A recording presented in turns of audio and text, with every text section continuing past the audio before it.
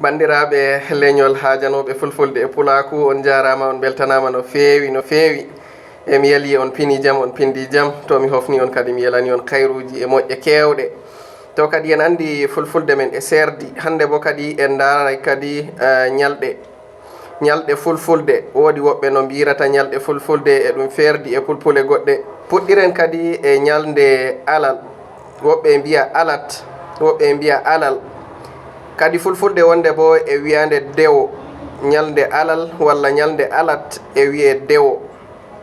Nyalde altine fulɓe woɓɓe e mbiya aapnde. Fulfulde wonde e wiya nyalde altine aapnde. Nyalde salasa ko talata, woɓɓe mbiya talata. Kadi nyalde salasa walla talata fulfulde woɓɓe e wiyande mawbare. Fulfulde woɓɓe e mbiya nyalde salasa mawbare. Koten kadi nyalde alarba fulfulde woɓɓe e wiyande njeslare, woɓɓe mbiyata alarba e fulfulde woɓɓe e ɓe mbiyande njeslare. Koten nasande, kadi nyalde alhamisa, woɓɓe mbiya hamisa walla almahisa walla alhamisa.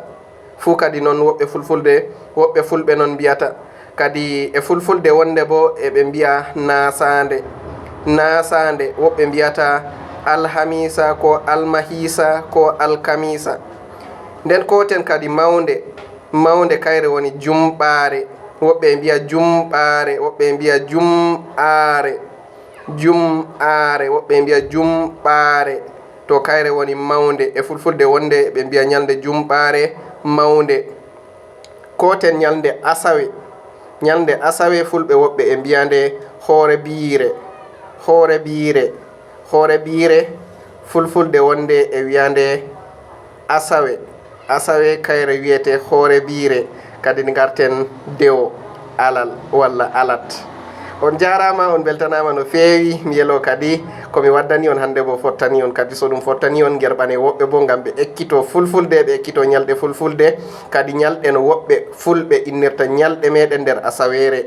Kadi min Nasa Yusuf wiyata on gedani woɓɓe tokkeyam gam mi waddana on kujeji goɗɗi e fulfulde.